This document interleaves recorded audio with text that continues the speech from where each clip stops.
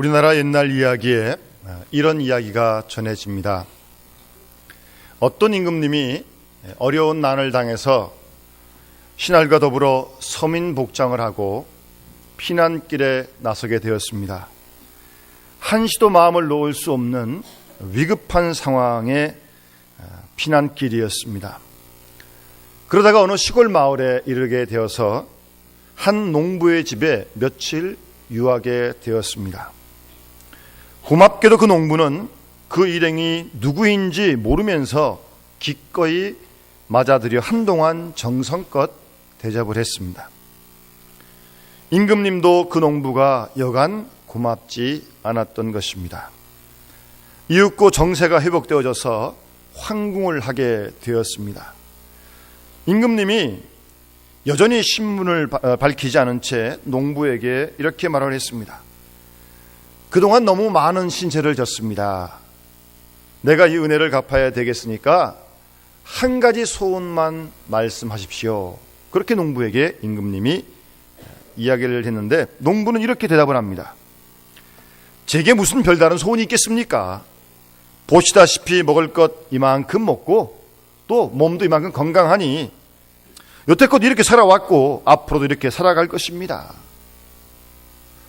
그러자 임금님은 그래도 소원을 좀 꼭 말해봐라 거듭거듭 요청을 했습니다.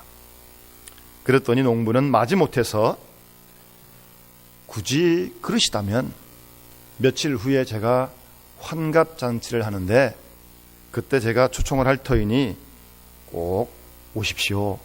그렇게 부탁을 했습니다. 임금님은 내심 착하고 욕심 없는 농부의 그 사람됨에 감동을 받고 잘 알겠소.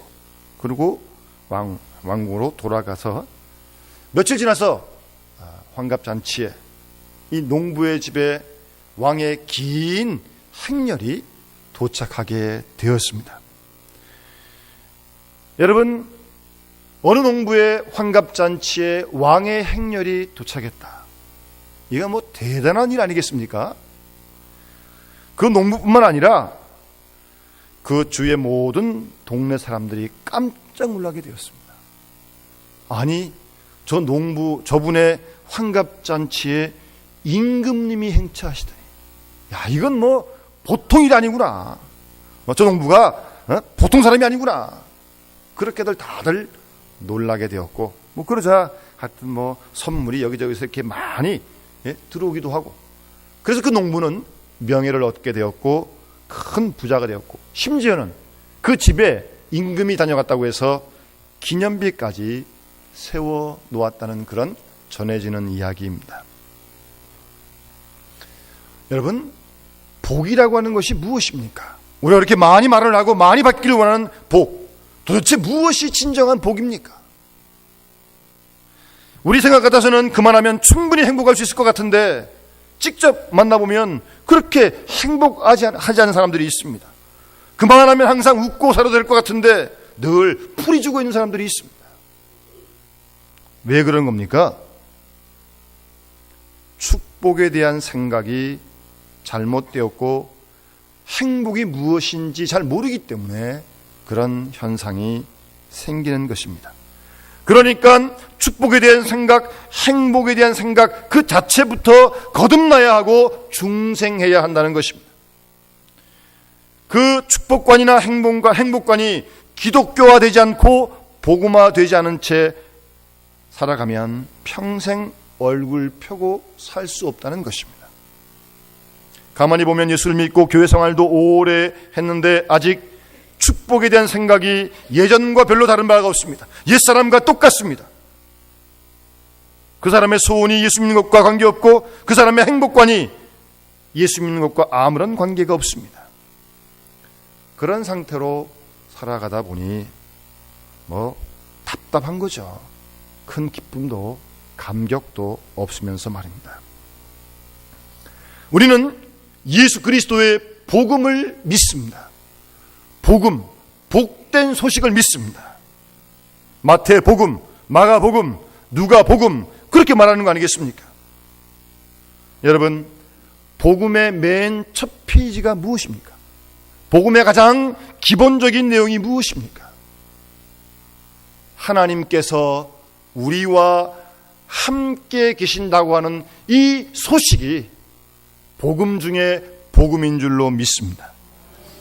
이 임마누엘, 하나님 함께 하시는 이 복된 소식이 여러분들의 마음을 기쁘게 하고 여러분을 행복하게 해준 일이 있다면 여러분들은 진정한 그리스도인입니다. 이 문제에 대해서 우리는 더 깊이 생각을 해야 합니다. 결국 문제는 하나님과 나와의 관계 문제입니다. 얼만큼 가졌느냐, 소원이 무엇이냐, 그것이 이루어졌느냐, 그런 문제가 아니고요. 지식이나 교양이나 인격의 문제도 아닙니다. 한마디로 말해서 하나님과 나와의 관계, 그것이 가장 중요한 문제입니다. 내가 예수를 믿고 하나님의 자녀가 되었다고 하는 그 사실, 그것이 진정 복 중의 복인 줄로 믿습니다.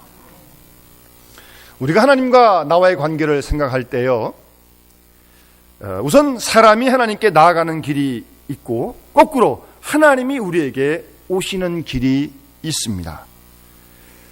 특별히 이 문제에 대해서 신학자 니그넬이라고 하는 신학자가 아가페와 에로스라는 책을 썼는데, 이 책 속에서 이 니그넬이라고 하는 신학자는 두 가지로 이렇게 같이 설명하는데요. 사람이 하나님께 나아가는 길이 있지 않습니까? 노력을 기울여 가지고 하나님께 한 걸음 한 걸음 자꾸 나아가려고 합니다. 도덕적으로 정결하고 수도생활도 하고 율법도 선행도 적선도 극기도 고행도 하면서 한 걸음 한 걸음 하나님께 나아가는 애쓰는 모습을 볼 수 있는데, 그것을 가리켜서 에로스라 그렇게 표현하면서 거기에 반해서 하나님이 우리 인간에게 오시는 것, 하나님이 우리 인간을 만나러 오시는 것, 그래서 우리는 그 오시는 주님을 무조건 영접하는 자세를 가리켜서 이 신학자는 아가페다 그렇게 설명을 합니다. 여러분, 오늘도 우리가 복을 받기 위해서, 천당 가기 위해서, 구원받기 위해서 내가 좀 더 진실하고 선하고 의롭고 깨끗하게 살아야겠다, 혹시 그런 생각을 하십니까? 어떤 한편 좋은 생각이긴 하지만 사실은 이런 생각은 잘못하면 율법주의로 흐를 위험이 있습니다. 많이 애를 씁니다. 노력을 합니다. 땀을 흘립니다. 조금씩 나아지는 것 같아요. 근데 아직 멀었잖아요. 아직도 멀었잖아요. 계속 멀은 거 아니겠습니까? 이런 율법주의적인 신앙을 가지고는 평생을 믿어도 한번 깨끗하게 웃을 수 없습니다. 왜요? 또 부족하니까, 또 모자라니까. 진정한 마음의 평강을, 은혜를 누릴 수가 없다는 겁니다. 그러나 여러분, 은혜라고 하는 것은 그런 것이 아닙니다. 하나님께서 우리를 찾아오셨습니다. 하나님께서 스스로 사람이 되셔서 우리 인간에게 오셨습니다. 바로 여기에 아가페가 있고 참 사랑의 본질이 있으며 성탄의 뜻이 여기에 있는 것입니다. 하나님이 우리에게 사람이 되어 오셨어요. 성육신 하셨습니다. 요한복음 1장 말씀처럼 말씀이 육신이 되어 우리 가운데 거하시고 계십니다. 그것이 복음 중에 복음이라고 하는 말씀입니다. 오늘 본문에 보게 되면 예수 그리스도를 가리키는 이름이 둘이 나오는데, 하나는 예수라는 이름입니다. 아이를 낳거든 이름을 예수로 하라. 예수는 구원이라고 하는 뜻이고요. 그리고 임마누엘이라고 하는 이름이 나오는데, 예수라는 이름은 예수님의 그 본질과 속성을 말하는 것이라면, 임마누엘은 그 예수 그리스도의 사역을 설명하는 말입니다. 그런데 요한복음 1장 10절 이하에 보게 되면, 그가 세상에 계셨으며 세상은 그로 말미암아 지은 바 되었을 때 세상이 그를 알지 못하였고 자기 땅에 오매 자기 백성이 영접지 아니하였으나, 15절 말씀에도 빛이 어두움에 비치되 어두움이 깨닫지 못하더라라고 말씀하고 있습니다. 바로 여기에서부터 문제가 비롯되는 것입니다. 세상에 계셨어요. 세상이 그로 말미암아 지은 바 되었습니다. 그런데 세상이 그를 모릅니다. 이 땅에 오셨는데 영접지 않습니다. 임마누엘, 하나님이 우리와 함께 계시다는 이 말의 뜻이 무슨 뜻입니까? 여기에 성탄의 의미가 있고 오늘 우리가 살아가야 할 생명의 길이 바로 여기에 있는 것입니다. 임마누엘 주님은 창조자시요 구원자시요 섭리자시요 우리의 보호자이십니다. 그 하나님께서는 우리와 끝까지 인격적인 관계를 맺으려고 하십니다. 바로 그것이 임마누엘의 복음입니다. 어떤 분이 이러한 우스운 이야기를 해요. 아니, 우리가 한번 가끔 생각하는데 창세기에 보면 하나님께서 에덴동산에 선악과를 두시려면 거기에 이렇게 철망을 좀 둘러쳐가지고 손을 좀 못 뜨게 하실 것이지, 그거 왜 아담이 따먹게 해가지고 이렇게 말썽을 이렇게 만드냐고 그런 질문을 하기에 어떤 목사님이 그에게 이렇게 다시 물었다고 합니다. 무슨 질문을 그렇게 하십니까? 그렇게 질문하지 말고 차라리 사람을 강아지 이렇게 딱 목에 묶어두듯이 그렇게 묶어두면 뭐 선악과에 못 갈 거 아니겠습니까? 못 가면 못 따먹고 가는겠어요. 그렇게 만들려고 그러시지. 그 말을 듣더니 처음에 물은 그 사람이 아니, 그렇게 하면 우리가 개가 되는 거 아닙니까? 그렇게 다시 묻더라는 거예요. 그래서 목사님께서 당신이 지금 개가 되고 싶어서 하는 얘기 아닙니까? 그 말 아닙니까? 그렇게 웃으며 얘기했다는 것입니다. 여러분, 하나님께서는요, 우리 모두를 한 분 한 분을 끝까지 인격적으로 대하십니다. 아주 참 정말 우리가 표현하기에 정말 제한적입니다만 멋있는 하나님이세요. 아주 거기에 자유가 있고 거기에 사랑이 있고 거기에 믿음과 소망이 있습니다. 이 하나님과의 인격적인 관계 안에 구원, 그 복음이 무엇을 의미하는지를 우리는 분명히 깨달아야 한다는 것입니다. 하나님은 구원의 하나님이십니다. 하나님은 오늘도 우리에게 말씀하십니다. 우리를 가르치십니다. 우리를 훈련시키십니다. 선지자 입을 통해 말씀하시고 오늘도 성경을 통해 하나님 우리에게 말씀하시고 역사를 통하여 말씀하시고 때로는 직접 인도하기도 하시고 우리가 당하는 모든 사건 하나하나를 통해서 하나님은 끊임없이 우리로 하여금 깨닫게 하십니다. 나는 너의 하나님이다. 나는 너의 아버지다. 너는 내 자녀다. 나는 너를 사랑한다. 나는 너를 구원한다. 라고 하는 것을 끊임없이 하나님은 오늘도 우리에게 말씀하고 계십니다. 임마누엘의 복음을 말씀하시는 거예요. 임마누엘을 계속 계시하고 계신 것입니다. 하나님께서는 하늘 높이 계셔서 보좌에 앉아 그저 팔짱만 끼고 우리가 하나님께로 올라오기를 기다리는 그런 하나님만이 아닙니다. 하나님은 기다리시는 하나님이시자 곧 말씀하시는 하나님이시며 우리에게 찾아오시고 우리를 치료하시고 우리를 구속하시는 하나님이십니다. 그래서 예수님의 비유 말씀도 보게 되면 탕자의 비유에는 기다리시는 아버지로 물론 나타났지만 다른 비유를 보게 되면 찾아오시는 하나님으로 계속 말씀하시지 않습니까? 잃은 양을 한 마리를 찾아 나섭니다. 동전한 님을 찾을 때까지 또 찾습니다. 환자를 찾아가서 직접 치료해 주시기도 하십니다. 찾아가시는 하나님, 치료하시는 하나님, 그 구체적이고 창조적인 사랑의 행위 속에 참 사랑의 계시가 있다는 말씀입니다. 하나님의 구원의 능력이 바로 그 사랑 속에 나타나 있다는 것을 우리가 믿습니다. 어떤 유교를 철저하게 믿던 중국인이 예수를 믿게 되었어요. 그래서 선교사가 그 중국 사람에게 물었습니다. 참 놀랍고 고맙잖아요. 어떻게 이렇게 예수를 믿게 됐습니까? 물었더니 이 중국 유교에 정통했던 사람이 이렇게 대답을 했다고 합니다. 내가 험한 세상을 방황하며 진리를 찾아 헤매다가 어느 구렁텅이에 빠지고 말았습니다. 그래서 손을 막 흔들면서 사람 살려달라고 막 외쳤더니 지나가는 사람이 들여다보고서 당신은 전생에 죄가 많구만, 업보요 업보, 그리고 그냥 쓱 가버리더라는 겁니다.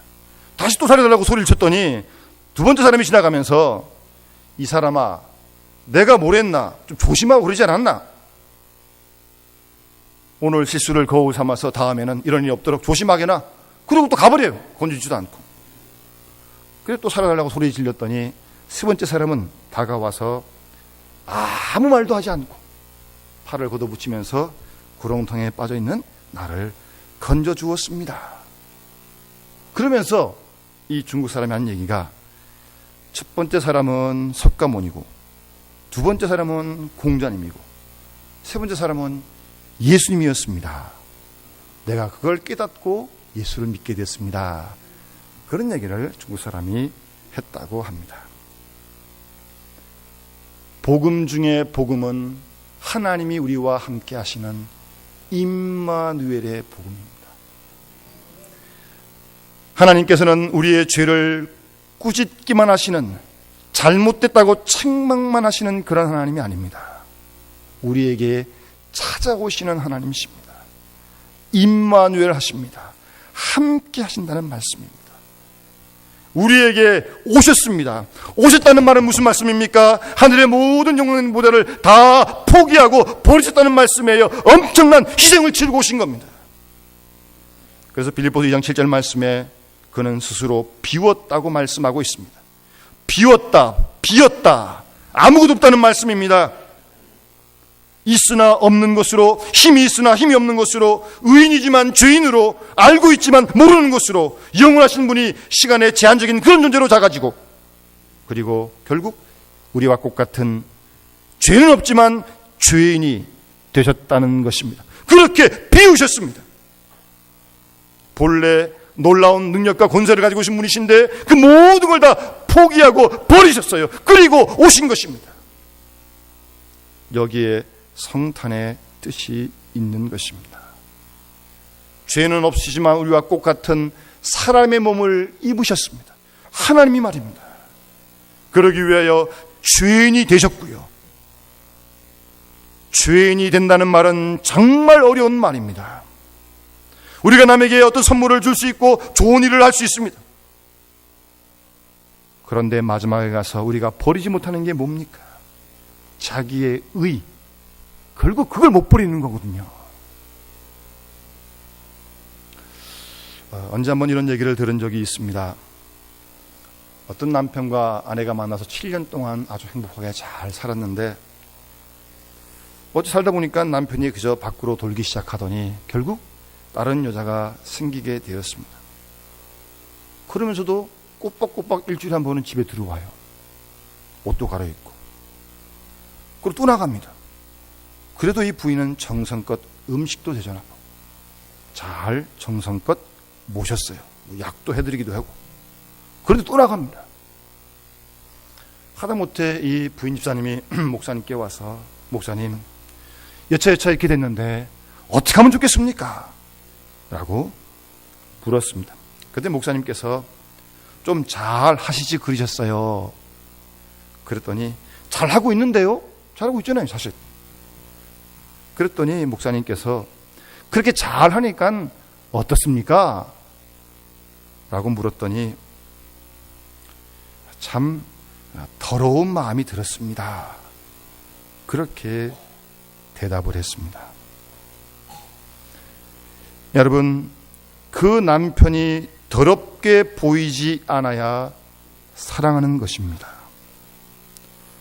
죄인을 사랑하려면 내가 죄인이 되어야 합니다. 더러운 자를 사랑하려면 나 자신의 깨끗함을 논하지 말아야 합니다. 적어도 더러움의 책임이 최소한 반은 내게 있다 생각하고 그 더러운 생각 없이 대할 수 있어야 사랑입니다. 실제로 미국에서 이런 일이 있었다고 합니다. 부인이 의사인데 남편이 에이즈라고 하는 무서운 병에 걸렸습니다. 그러자 이 지혜로운 아내 의사가 남편이 이렇게 된 데는 내 책임도 충분히 있다. 남편이 병들어 죽어가는데 나만 깨끗해서 나만 더 잘 살아서 뭐 하겠느냐.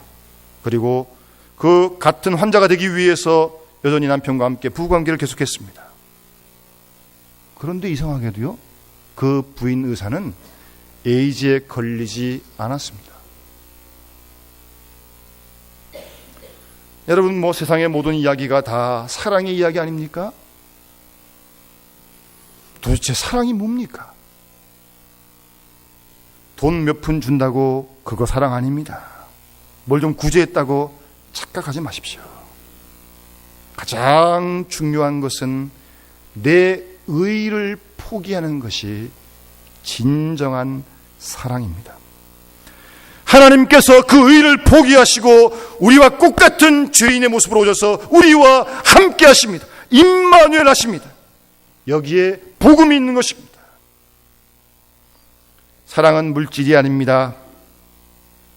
예수님께서 죄인과 함께 거하시고 보니 죄인의 친구가 되었는데, 그것 때문에 예수님은 죄인의 친구라고 하는 그런 좋지 못한 이름을 듣게 되었고, 세리마 돼지배에 거하겠다고 해서 사람들은 죄인의 친구라고 비난을 했지만 그 모든 비난을 주님은 다 감수했고요. 심지어 막달라 마리아와 같은 천한 여자와 함께 했던 일 때문에 지금도 예수님이 마리아와 사이에 무슨 아이를 낳았다는 등 엉뚱한 이야기를 하고 있지 않습니까? 그런 수모를 다 당하시는 거예요. 예? 그들을 사랑하여서 그들과 함께 똑같은 그런 모습이 되신 것입니다. 죄인을 사랑하는 것이 바로 이러한 것입니다.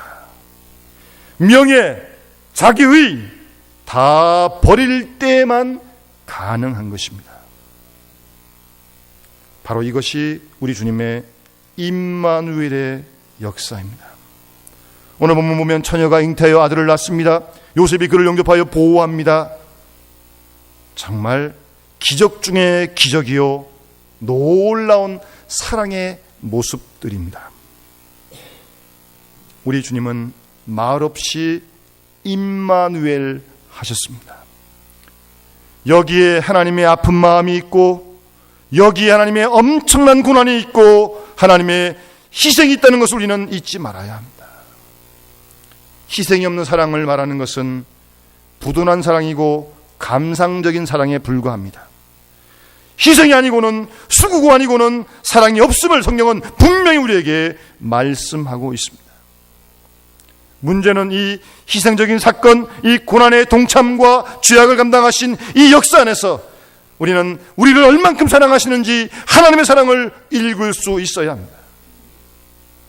나를 살아가신 사랑이 어떠한 사랑인지 우리는 깊이 깨달아야 할 것입니다. 어떤 청년이 군대에 갔다가 사고를 당해서 두 눈을 다치게 되었고, 결국 두 눈을 실명하게 되었습니다. 수술해야 되는데 싫다는 겁니다. 온갖 소리를 다 지르면서 내가 차라리 두 눈 없이 살 빼는 다 죽겠다고. 그래서 잘 달려가지고 수술을 좀 받았어요. 그래서 의사가 이제 그 붕대를 풀어주면서, 당신은 그래도 어떤 사람이 눈을 하나 기증해서 한쪽 눈은 실명을 면했다고. 그것도 싫다는 거죠. 차라리 한 눈으로 살겠다니 하여튼 병신이 되면서 하여튼 막 소리를 지르는 걸 달래면서 어쨌든 붕대를 다 풀어줬어요. 풀어주니까 좀 뿌옇게 보이던 그 부분이 이제 좀 맑아지면서 자기 앞에 앉아 계신 어머니를 발견하게 됐는데, 어머니의 얼굴 보니까 어머니도 한 눈이 없어요. 청년은 비로소 깨닫고 감사했습니다. 장님도 좋습니다. 한쪽을 보지 못해도 좋습니다. 나를 이렇게 사랑하시는 어머니가 여기 계시다면 나는 이대로 족합니다. 그렇게 청년이 어머니께 말씀드렸다고 합니다. 여러분, 성탄을 앞두고 우리 주님의 십자가의 사건을 다시 한번 마음 깊이 생각해 봅시다. 십자가를 바라보시면서 주님은 내가 너를 사랑한다, 내가 너와 함께한다, 죄인인 너를 의롭다고 한다, 오늘도 주님은 우리에게 말씀하고 계십니다. 임마누엘의 복음은 과거에 지나간 사건이 아니라 오늘 우리의 사건입니다. 하나님이 오늘도 우리와 함께 하심을 믿습니다. 저 말구유와 골고도 온닥의 십자가를 바라보면서 오늘도 나와 함께 하시는 하나님께서는 우리에게 말씀하십니다. 내가 너를 사랑한다. 너는 내 아들이다. 너는 내 딸이다. 이 구체적인 하나님의 사랑을 깨닫게 될 때, 우리의 마음을 활짝 열고 그 주님을 영접하게 될 때, 우리 모두가 영생하는 하나님의 자녀로 새롭게 태어날 줄로 확실히 믿습니다. 그 예수를 믿고 그 예수를 영접하는 자에게 하나님의 자녀가 되는 권세를 주신다고 분명히 말씀하십니다. 하나님의 가정의 한 일원이 되는 것입니다. 이제 내 앞에 어떠한 일이 있어도 상관없습니다. 왜냐하면 하나님께서 나와 함께 하시기 때문입니다. 오늘 우리가 십자가를 바라보며 이 우리를 향한 하나님의 사랑을 새롭게 경험하고, 오늘도 임마누엘 하시는 주님의 은혜 속에서 주와 함께 모든 우리의 당면한 문제들을 풀어갈 때 진정 우리는 성탄의 의미를 깨닫고 이 복된 소식 속에 승리하는 믿음의 식구들이 될 줄로 확실히 믿습니다. 이 은혜가 우리 모두에게 함께 하시기를 주 이름으로 축원합니다. 기도하겠습니다. 사랑의 하나님 아버지, 감사합니다. 저희들이 주님을 알기 전 주께서 먼저 우리를 사랑하시고 택하고 부르시어 하나님의 자녀로 삼아주신 것 감사하며 찬송하며 영광을 돌려드립니다. 우리는 이미 주님이 우리와 함께 하시마 말씀하신 임마누엘의 약속을 믿고 알고 있으면서도 그 능력 속에 거하지 못하여 때로 자기가 혼자인 것처럼 너무 쉽게 낙심하고 절망했던 저희들의 부끄러운 모습을 주님 용서하여 주시옵소서. 하나님의 그 엄청난 희생의 사랑을 깨닫지 못하여 사랑한다 사랑한다 말을 하면서도 진정 자기의 의를 포기하지 못하는 아직도 설익은 저희들의 사랑을 하나님 불쌍히 여겨 주시옵소서. 성탄을 앞두고 오늘 주신 이 귀한 말씀을 마음에 새기며 다시 한번 성령께서 우리의 마음속에 우리를 사랑하시는 하나님의 사랑을 다시 한번 새롭게 경험하게 하셔서 그 주님과 함께 남은 우리의 일생을 임마누엘로 살아갈 수 있는 저희들 모두가 되게 하시고, 임마누엘의 신앙 속에 당면한 문제와 질병과 모든 일들을 이기게 하시고 그 예수 그리스도를 힘있게 증거할 수 있는 복음의 일꾼들로 우리 모두를 삼아 주시옵소서. 함께 하신 주님께 감사드리며 우리 구주 예수님의 이름으로 간절히 기도드리옵나이다. 아멘.